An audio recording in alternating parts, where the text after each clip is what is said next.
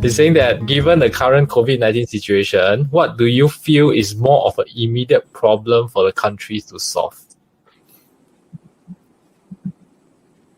I think the immediate is still the COVID, is still the pandemic.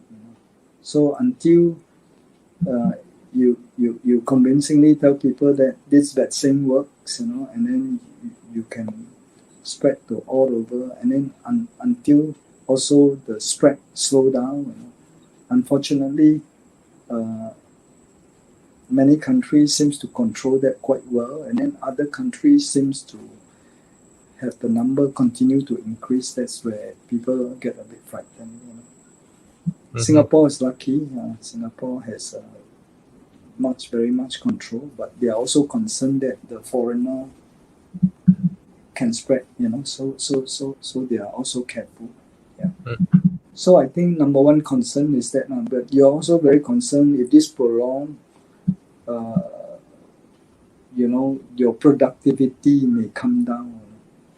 So when your productivity come down for too long, it's a problem.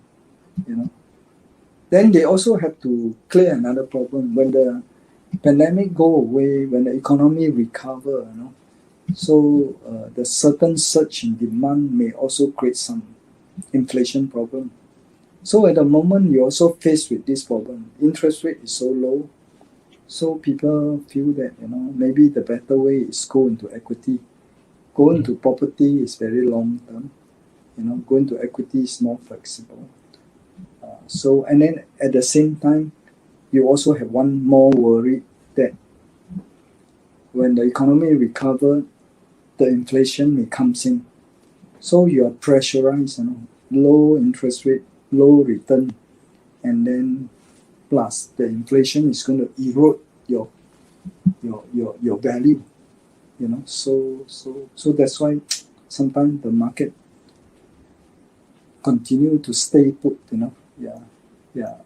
But my answer to you is that when the crisis come, that was a very good opportunity. But although you cannot see it, but you look at all the crises in the past, when they go to the lowest, it's the price that you want to concentrate. The price goes so way below your intrinsic value.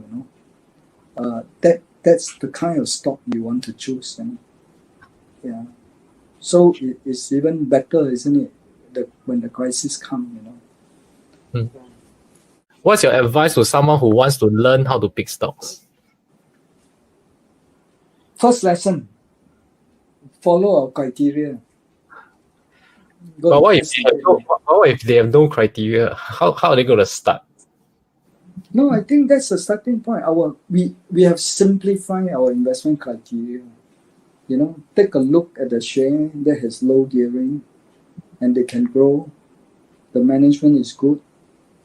You take a look at the chart, the share is very depressed. You also don't buy a share just because the share is depressed, but you must analyze that the company can grow. The management, the CEO can grow for you. That's a little bit of knowledge, but you can start, you can start. This is already as simplified as you can. Now, let me put it this way also. Even they meet all your criteria, they can still fail. Because sometimes they make a mistake. They can still fail. So, but it's a good starting point. Many of the stock we pick meet that criteria and we make money. So do you want to use that as a model? It's up to you. But there's no perfect formula. Okay. Going back again, investment, you need analysis, you need some experience, you need some hard work. Now you don't want to put in the hard work, and you don't have the experience, you have no clue. So then your choice is you pick a fund manager that has a long-term track record, and then plus put in your money when the market is very low. Yeah. Or if you market stock low, you better go for the balanced fund.